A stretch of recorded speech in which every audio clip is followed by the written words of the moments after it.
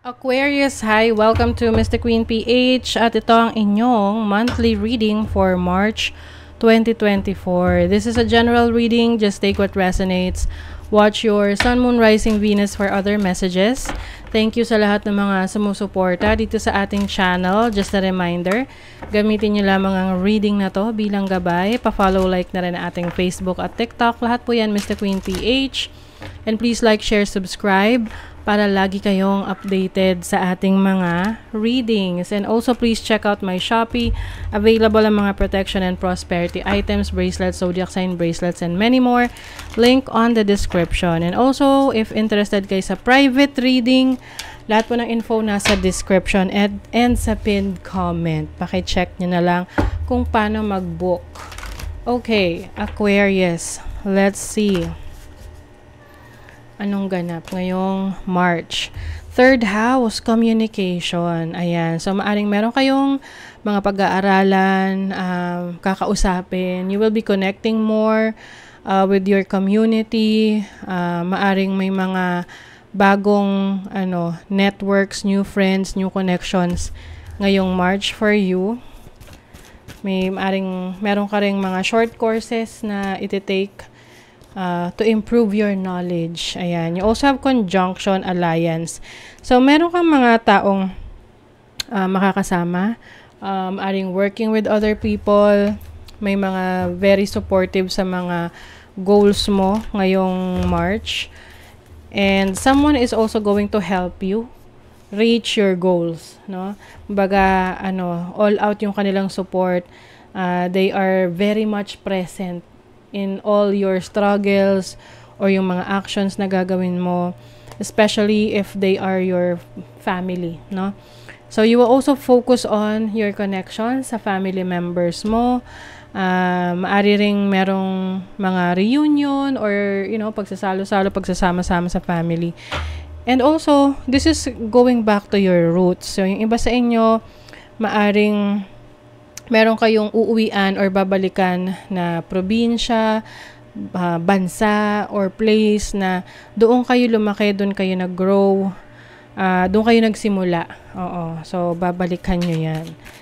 And maaring, this is also about going back to what you love, no? Yung gusto mong gawin, na naisang tabi mo before. So, ngayong March, may chance ka na gawin na talaga yung gusto mo. You also have Pegasus. So, Pegasus is freedom. Kalayaan. Ayan. So, maaring kakaroon ka ng financial freedom or kalayaan na magawa yung gusto mo nang walang nakikialam sa'yo finally. Okay? And this is about knowing your infinite potential. So, di ba pag may kalayaan ka, isip mo na, wow, walang hanggan yung pwede mong magawa. Kasi nga, you are free. Dahil lalaya ka sa isang limitasyon sa buhay mo. Ayan. So, marami ka ngayong kayang gawin, pwedeng gawin. Let's see, ano pa. You also have butterfly. Ayan. Metamorphosis.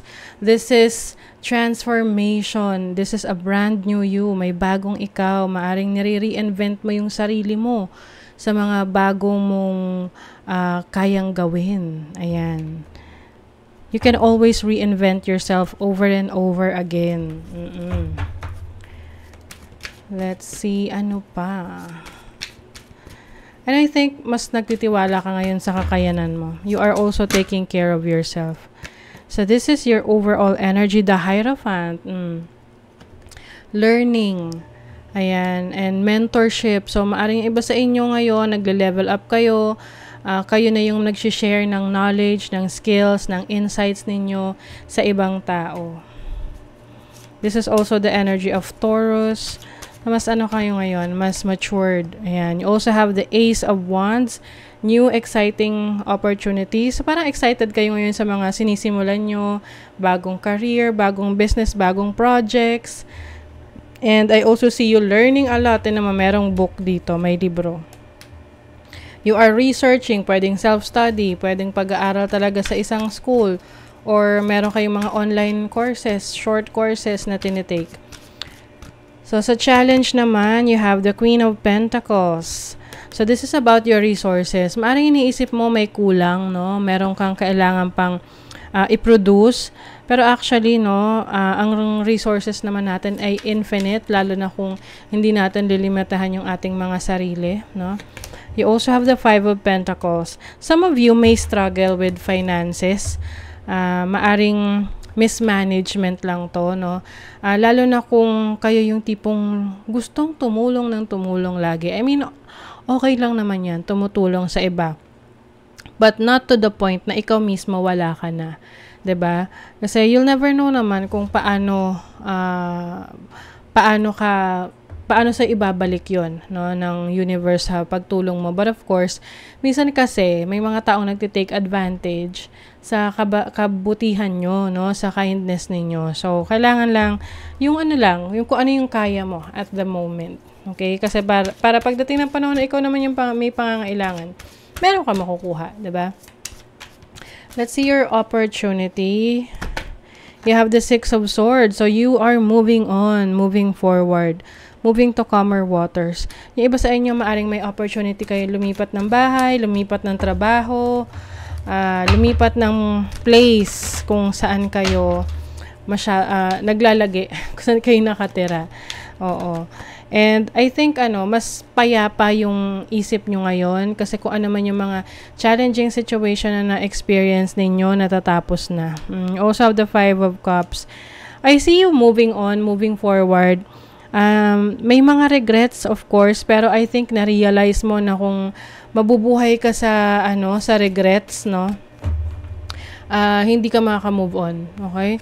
So for you, iniisip nyo na okay, meron ka pa, you still have more, no, para sa sarili mo, then gagamitin mo yan to move forward. Kung ano yung mga nawala sa'yo at alam mong wala ka nang magagawa doon, isusurrender mo na lang yan, no, and focus ka sa kung ano yung meron ka na pwede mo pang palaguin, pwede mo pang mas paramihin, 'di ba?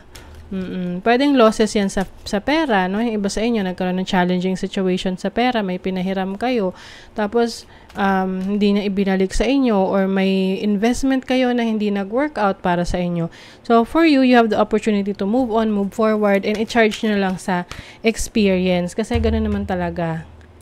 Minsan, natututo tayo sa experiences natin, 'di ba?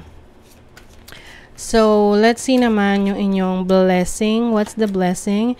You have the King of Wands. As a blessing, no? Marami kayong magical things na may experience ngayong March related sa creativity ninyo. Ito yung tipong hindi nyo akalain na wow, magiging magical pala tong proyekto na gagawin ko.